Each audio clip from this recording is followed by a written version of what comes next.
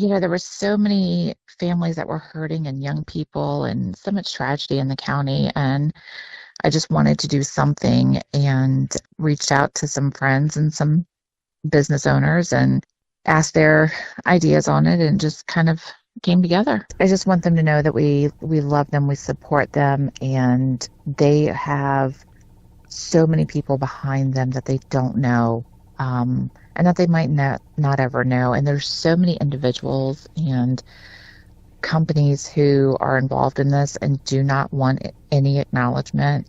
They've actually asked to not be recognized, from people who've donated food to help out, or, flower arrangements or other things. And that just makes it even more special. The fact that this has been just such a random act of kindness project.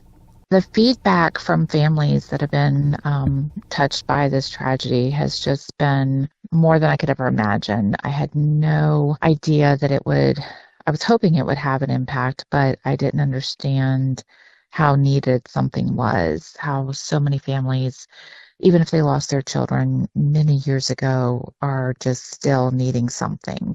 And the most touching situation was a family lost their child and reached out to me within 24 hours. There's nothing more powerful than that moment. We've had people who live in other counties, eager to get on board and do something for their child. A couple people are even going to come Saturday just to have somewhere to go.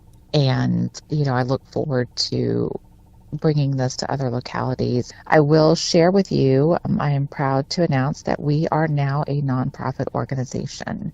We got that letter late Friday, so hopefully that'll make it easier for us to move forward in other areas. When this was being built, I remember saying to you, I imagined that other localities would be interested in this kind of thing, because it does offer some kind of permanence and is just more than just what we see on the roadside.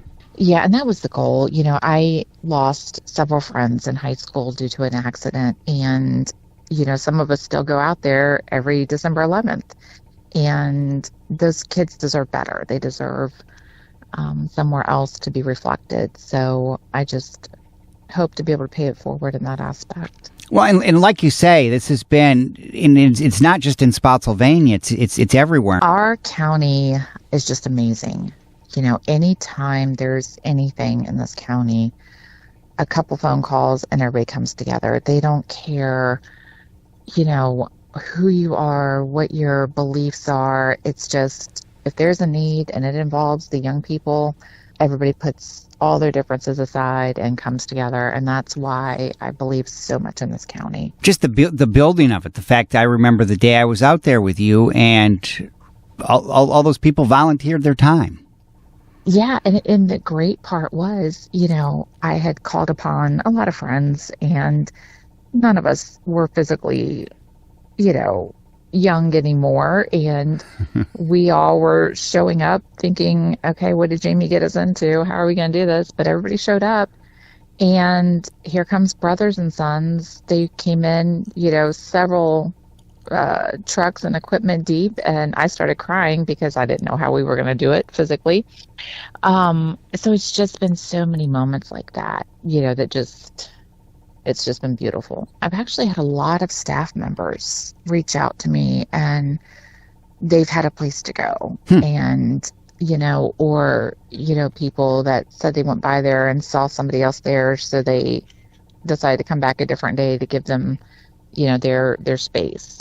So I think, we saw a need, but at the same time didn't know how bad the need was. We just assume, well, this will be for parents, but it can be for peers, for teachers, for anybody. Anybody, first responders. A lot of times, the ER and the nurses, they don't get any closure. They're just always expected to hold it together and move on.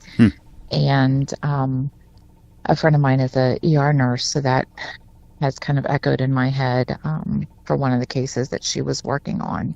So just hopefully it helps the community heal as a whole. And once you start to heal, you can start to work on making things better.